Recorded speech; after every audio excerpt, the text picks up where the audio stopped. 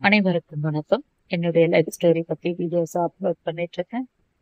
முந்தைய வீடியோவோட லிங்க் டிஸ்கிரிப்ஷன்ல கொடுத்துருக்கோம், பார்த்து தெரிஞ்சுக்கோங்க. இந்த ரூம்ல நான் வந்துட்ட பிறகு என்னுடைய உலகமே இந்த ரூமா தான் ஆயிடுச்சு. இங்க இருக்கிற பொருள் மட்டும்தான் நான் டெய்லி பார்க்குற ஒரு உலகம்.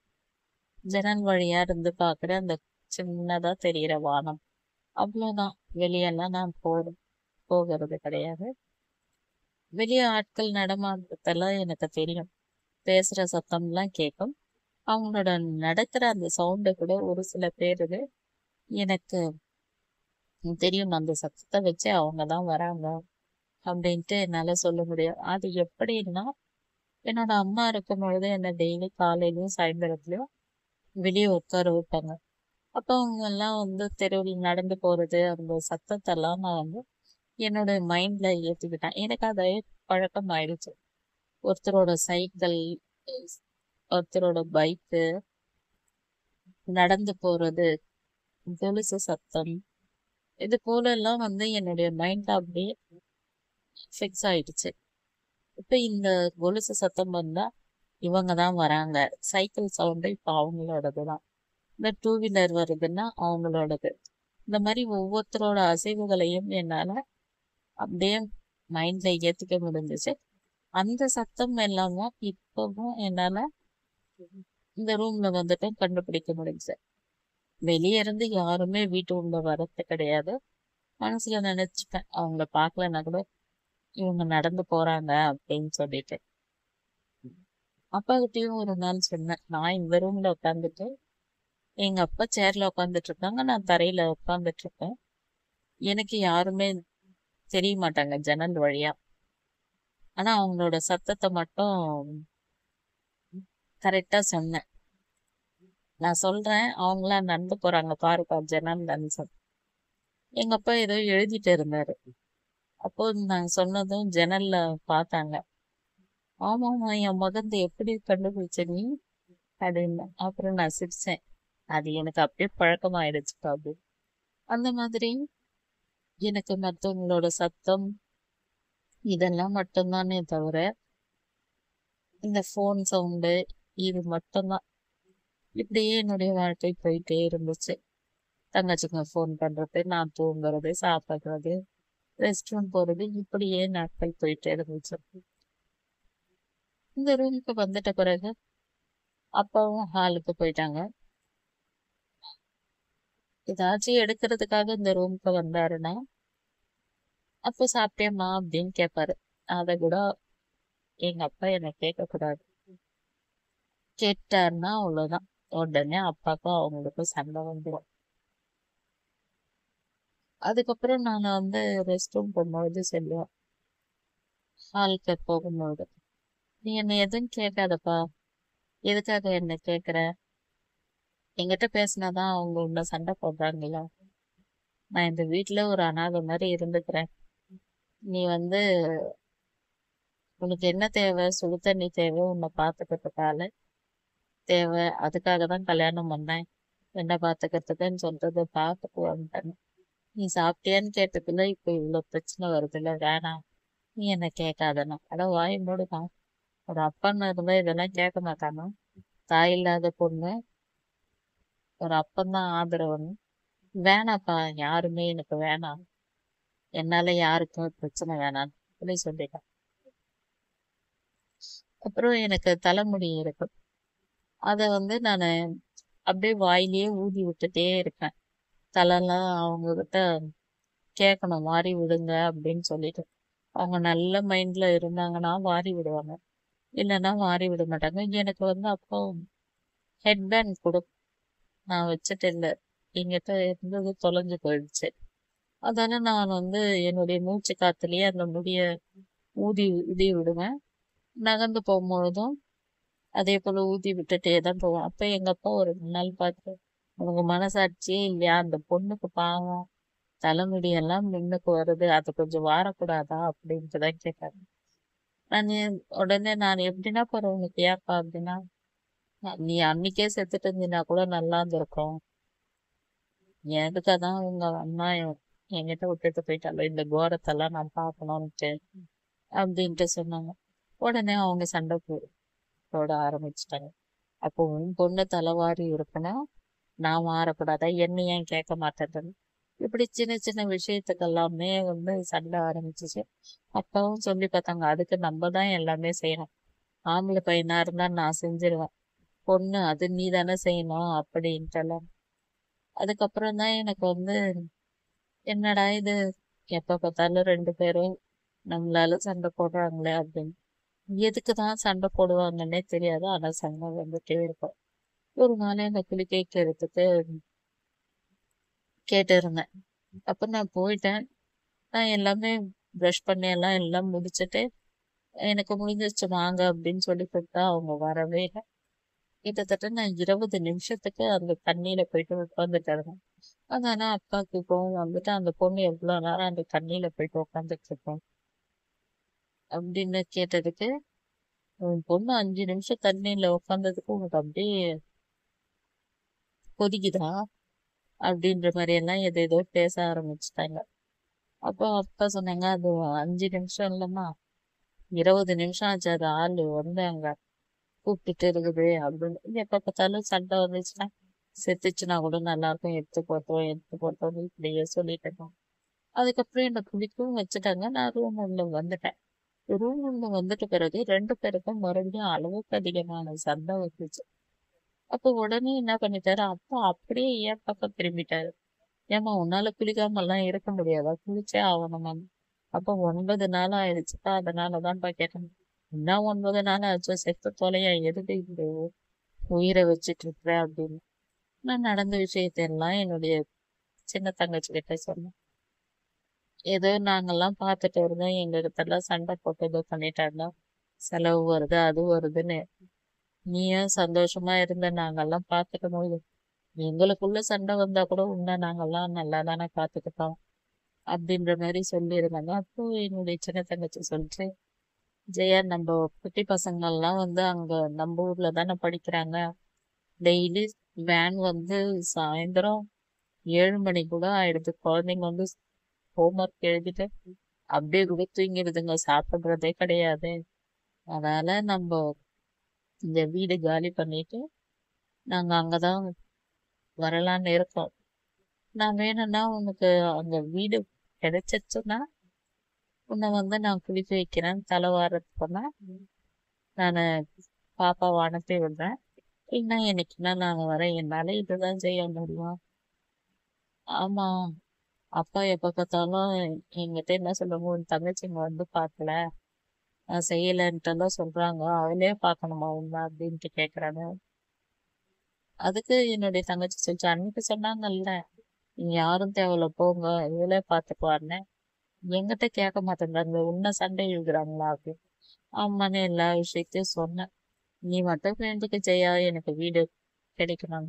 அப்ப நான் சொல்லியிருந்த மாமாவுக்கு சின்ன வீட்டுலதான் ஆள் வந்துட்டாங்க, நீ இருந்த வீட்டுல. இப்போ பின்னாடி பக்கம் வீடு இருக்குது, அங்கன்னா கேட்கணும், அதெல்லாம் தரமாட்டாங்க அப்படின்ற மாதிரி சொல்லியிருந்துச்சு. நான் வேற இடத்துல வீடு பார்த்துட்டு நான் சொல்றேன் அப்படின்ற மாதிரி சொல்லி இருந்துச்சு. அதுக்கப்புறம் அது வீடு பார்க்கறதுக்கு போயிருக்கும்போது எங்க ரிலேஷன் அவங்க, ஏன் இங்க வந்து பார்த்துட்டு இருக்க, நீ சித்தப்பா கிட்ட கேட்க வேண்டியதுதானே அப்படின்னு. அதாவது இங்க சின்ன மாமா கிட்ட, இது பெரிய மாமா பொண்ணு சொல்றது. நீ சித்தப்பா, அவங்களுக்கு சித்தப்பா எங்களுக்கு மாமா, நீ வீடு கேட்டு பாரு, இல்லைன்னுலாம் சொல்ல மாட்டாங்க. சரி நான் எதுக்கும் கேட்டு பாக்குறேன்னா, வீடு பூட்டி தானே இருக்கு, நீ வந்து இருந்துக்கோ அப்படின்ற மாதிரி சொல்லிட்டாரு. வீடும் கிடைச்சிருச்சு. அவங்களும் ஊருக்கு வந்துட்டாங்க. ஆனா என்னை வந்து பார்க்கல. கரெக்டா ஜூன் மாசம் 1ஆம் தேதி சாயந்தரம் வந்தாங்க தலை வாரத்துக்கு. தலை எல்லாம் வாரிட்ட பிறகு என்னுடைய தங்கச்சி சொல்லிச்சு, ஜெயா தப்பா நினைச்சுக்காத, 3 நாள் சரியான வேலை, எல்லா சாமானமும் எடுத்து அடுக்கி வச்சுட்டு இருந்தோம், அதனாலதான் வர முடியல, இன்னைக்குதான் வர முடிஞ்சிச்சு. அப்புறம் ஜெயா, அதாவது நீ நினைச்சிடாத, கரெக்டா 1ஆம் தேதிக்கு வந்திருக்கேன், அப்போ உன்னை இந்த டேட்ல இருந்து பாக்குறோம், காசு 1ஆம் தேதி கொடுக்கணும் அப்படின்ட்டு. ஏன்னா என் தங்கச்சி சொல்லிச்சு, நான் உன்னை பாத்துக்கிறேன், எனக்கு அமௌண்ட் மட்டும் கொடுக்குறியா அப்படின்ற மாதிரி கேட்டுச்சு. சரின்ட்டு சொல்லியிருந்தேன். ஏன்னா எனக்கு பென்ஷன் வரும். அந்த பென்ஷனை வச்சு நம்ம குடுத்துக்கலாம். இவங்க தான் வந்து என்ன குளிக்க வைக்கிறதுக்கெல்லாம் திட்டுறாங்க. எல்லாத்துக்குமே சண்டை போடுறாங்க. நம்மளால அப்பாவுக்கு எதுக்கு பிரச்சனை அப்படின்னு சொல்லிட்டு ஓகே சொல்லிட்டேன். வர பென்ஷனை அப்படியே சேர்த்து வச்சிருந்ததுல 6000 வச்சுட்டாரு. அதுக்கப்புறம் என்னோட அப்பா சில டைம்ல என்கிட்ட சண்டை போடுவாரு. சில டைம்ல அவங்க கிட்ட சண்டை போடுவாங்க. ஆனா எதுக்குதான் சண்டை போடுறாங்கன்னு எனக்கு ஒண்ணுமே புரியாம இருந்துச்சு. எனக்கு இந்த லைஃபே பிடிக்காம நான் என்ன பண்ணிட்டேன், எனக்கு இந்த லைட் வெளிச்சம் கூட ஆகாது. டிவி சத்தம் எப்படியோ லைட் வெளிச்சமோ அதே போல உச்ச நிலையில லைட் அடிக்கிற மாதிரியே இருக்கு. அதனால இந்த ரூம்ல சின்ன 0 வால்ஸ் மட்டும் போட்டுட்டு மீதி எல்லா லைட்டும் ஆஃப் பண்ணிடுவோம். அதுக்கும் வந்து திட்டுவாரு. சாமி ரூம்லயே வந்து இருட்டாக்கிட்டேன். நான் இருக்கும்போது இந்த ரூம் நல்லா இருந்துச்சுன்னா. ஆனா என்னால அப்போ அப்பா கிட்ட எதிர்த்து பேச முடியல. என் வாழ்க்கையே இருட்டாக்கணும் கடவுளை நானு இருட்டா வைக்கிறது ஒண்ணே தப்பு இல்லை அப்படின்னு சொல்லிட்டு. ஆனா அதெல்லாம் சொன்னா எடுத்த உடனே என்னுடைய ஊனத்தை தான் அப்பா சொல்லுவாரு. அதனால நான் எதையுமே சொல்லவே இல்லை. அப்படியே வந்து நாட்கள் போயிட்டே இருந்துச்சு. என்னுடைய தங்கச்சி தான் எனக்கு குளிக்க வைக்கிறது, தலை வாரி விடுறது. என்னைக்கு குளிக்க வைக்கிறதோ அன்னைக்கு தலை அதுவே வாரி விட்டுட்டு போயிடும். டெய்லி சாயந்தரத்துல என்னோட தங்கச்சி பொண்ணு வரும், வந்து தலைவாரி விட்டுருவாங்க. அது என்னவோ எனக்கு நடக்காமையே இருந்தாலும் எனக்கு டெய்லி தலை வாரிடணும் சாயந்தரத்துல. அன்னைக்கு ஒரு நாள் அது வரலன்னா கூட பாப்பா பொண்ணு ஒரு நாள் வந்து தலை வரலன்னா கூட எனக்கு அழ வந்துடும். ஐயோ நம்ம அம்மா இருக்கும் போதே தலைலாம் வாரிட்டு இருந்தோமே, இப்போ வரலையேன்னு என்னுடைய தங்கச்சி ஃபோன் பண்ணி சொல்லுவேன். அதுக்கு எவ்வளோ சொல்லி பார்த்தா அது வரவே இல்லை. நாளைக்கு வந்து வார சொல்றேன். இங்க சின்னது கை சப்பிட்டு இருக்கும் பாப்பா. அது என்ன செஞ்சு, அம்மா நான் வேணா போயிட்டு ஜெயாக்கு வாரி விட்டோம் அப்புறமான்னு. எங்க பரவாயில்ல வேணாம் அப்படின்ட்டு நான் சொல்லுவேன். அதுவும் விளையாட்டு பருவம். அது குழந்தைக்கு விளையாட்டுல தான் இருக்கணும், நம்மள வந்து பார்க்கணும். ஆனா எங்க சின்ன தங்கச்சியோட நடுப்புன்னு என்னை தூக்கி உட்கார வைக்கும், தலைவாரி விடும், சாப்பாடு ஊட்டி விடுறது எல்லாமே எங்க அம்மா இருக்கும் பொழுதே எனக்கு அது கொஞ்சம் கொஞ்சமா செய்யும். இப்படிதான் நாட்கள் போயிட்டே இருந்துச்சு. என் மேல இருக்கிற கோவம் என்னுடைய சித்தி என்னை எழுப்பி உட்கார வைக்கும் பொழுது அவங்களோட கோவம் என்னை எழுப்பி உட்கார வைக்கிற அந்த கையை பிடிச்சி இழுத்துறதுல தெரியும். அப்படி தங்கச்சி பொண்ணு வரலன்னா, இவங்க தலை வார வந்தாங்கன்னா நான் சொல்லிடுவேன், வேணாம் தலை வாராதுங்க பரவாயில்ல அப்படியே இருக்கட்டும். ஏன்னா எனக்கு அவங்க தலை வரணும் இதெல்லாம் நான் நிறைய கவனிச்சிருக்கேன். அந்த கோவத்துல அந்த தலைமுடியை பிடிச்சி இப்படி இழுக்கிறது அப்படி இழுக்கிறது, அந்த புருவத்துக்கிட்ட எல்லாம் சீட்டு வச்சு அப்படியே வாரி விட்டுருவாங்க. அது ரொம்ப வலிக்கும். அதாவது தூக்கி எழுப்பி உட்காரைக்கும் போது அந்த கையை அப்படியே வெடுக்குன்னு பிடிச்சி இழுப்பாங்க, தலைமுடியை பிடிச்சி இழுப்பாங்க. தலை கசக்கும் பொழுது அப்படியே துணியை துவைக்கிற மாதிரி அந்த தலை முடியை இழுப்பாங்க. எனக்கு வலிக்கும். நான் சொல்லுவேன், மெதுவா தேய்ச்சி விடுங்கன்னா, ஏன் பூ மாதிரி வச்சுக்கணும்னு நினைக்கிறியா உடம்பு அப்படின்ட்டு எல்லாம் ரொம்ப ஒரு கேவலமாலாம் பேசுவேன். எங்க அப்பா கிட்ட சொன்னா, ஏன் இப்படி எல்லாம் பேசுற அந்த பொண்ணான்னா நான் அப்படிதான் பேசுறேன் அப்படின்ற மாதிரி எல்லாம் எனக்கு ரொம்ப கஷ்டமாயிடுச்சு. சொன்ன இந்த லைஃப் நம்மளுக்கு இப்படி போயிடுச்சு. நம்ம ஹாஸ்டல்லையும் யாருக்கிட்டையும் அடி வாங்கினதும் நம்ம அப்பா அம்மா தான் அடிச்சது இல்லை, ஒரு சொல்லி சொன்னது கிடையாது. இவங்க என்ன இப்படி எல்லாம் நம்ம ஒரு எதிரிய பாக்குற மாதிரி இப்படி பண்றாங்களே, நம்ம நல்லாவே இருந்தாலும் ஏன் நம்மள இப்படி பண்றாங்க. நம்ம என்னதான் நல்லா பேசினாலும் நீ வேலை வாங்குறதுக்காக பேசுற அப்படின்ற மாதிரி சொல்லிடுவோம். பேசாம இருந்தாலும் பேசாமன்னா எப்படின்னா, எனக்கு என்ன தேவையோ சாப்பாடு வேணும்னா சாப்பாடு கேட்பேன், அதையும் முறைச்சுட்டே எடுத்துக்கிடுவாங்க. அதனால நான் என்ன பண்றது, சில டைம்ல சாப்பாடு வேணாம்னு இருக்கு, அப்பா போட்டு கொடுத்தாங்கன்னா சாப்பிடுவேன். நல்லாதான் பேசுற அப்படின்வாங்க.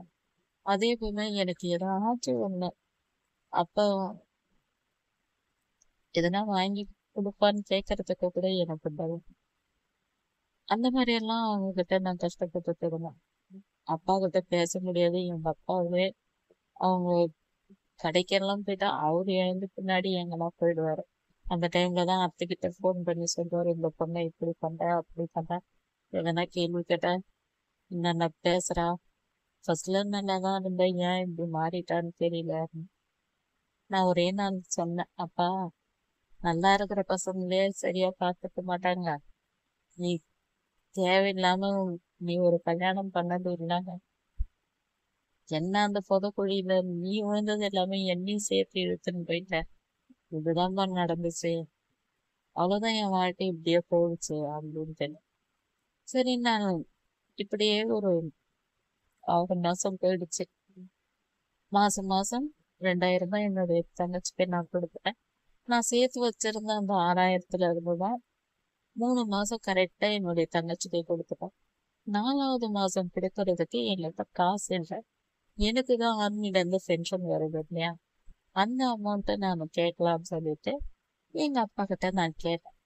அப்பா நான் இது போல என்ன துணி கேட்கறதுக்காக காசு தரேன், இத்தனை மாசம் நான் எப்படியோ கொடுத்துட்டேன், எனக்கு இனிமேல்ட்டு நீ 3000 கூட நீ எடுத்துக்க, எனக்கு வேணாம். ஏன்னா எனக்கு அப்பெல்லாம் வந்து நான் எந்த பொருளும் வாங்க மாட்டேன், ரீசார்ஜ் பண்றது எல்லாமே நான் வந்து நானே பார்த்துக்குவேன். அதனால நீ 3000 கூட எடுத்துக்கிட்டா எனக்கு 2000, எதுக்கு 2000, என்னை பார்த்துக்குது இல்லை, அதுக்கு நான் கூட கொஞ்சம் கிட்ட கூட காசு வாங்குறதா அப்படின்ற மாதிரி எல்லாம் சொன்னாங்க. எனக்கு நான் அப்படியெல்லாம் எனக்கு தெரியாது, என்ன பாத்துக்கிறாங்களா எனக்கு அதுதான் தேவை, நீ எனக்கு காசு கொடுப்பா அப்படின்னா என்கிட்ட கிடையாதுன்னா ஏன் என்னோட பென்ஷன் எழுதணும். அவங்க எதிர்க்க நான் காசு கேட்டதால என்ன ஒரு கேவலமான ஒரு பிறவி போல அப்படியே என்னை வந்து காசு இல்ல போப்போ அப்படின்ற மாதிரி கையெல்லாம் ஆட்டினது எனக்கு ரொம்ப மனசு கஷ்டமாயிடுச்சு. அதுக்கப்புறம் நான் என்னுடைய தங்கச்சி கிட்ட சொன்னேன், எனக்காக ஒரு ஹெல்ப் பண்றியா, நாளைக்கு நான் சொல்றேன் அண்ணா கடைக்கு போ, அங்க போயிட்டு ஒரு நம்பர் வாங்கிட்டு வா, ஆல்ரெடி என்கிட்ட ஒரு நம்பர் இருக்கு, அந்த நம்பரை தான் நான் கன்ஃபார்ம் பண்ணிக்கலாம், கன்ஃபார்ம் பண்ணிட்டு நான் ஒரு இடத்துக்கு ஃபோன் பண்ண போறேன், இதுக்கப்புறம் என்னால அப்பா கிட்ட எல்லாம் சண்டை போட முடியாது, எனக்கு எப்படியா இருந்தாலும் அந்த ஃபோன் நம்பர் வாங்கிக்கிடு அப்படின்னு சொல்லி என்னுடைய தங்கச்சி கிட்ட சொல்லி கேட்கறேன். நான் யாருக்கிட்ட ஃபோன் நம்பர் வாங்கிட்டு வர சொன்னேன், அது என்ன ஃபோன் நம்பர், எதுக்காக ஃபோன் பண்ணேன் அப்படின்றத பத்தி எல்லாம் தெரிஞ்சுக்கணும்னா அடுத்த வீடியோல சொல்றேன். இந்த வீடியோ பிடிச்சிருந்தா லைக் பண்ணுங்க.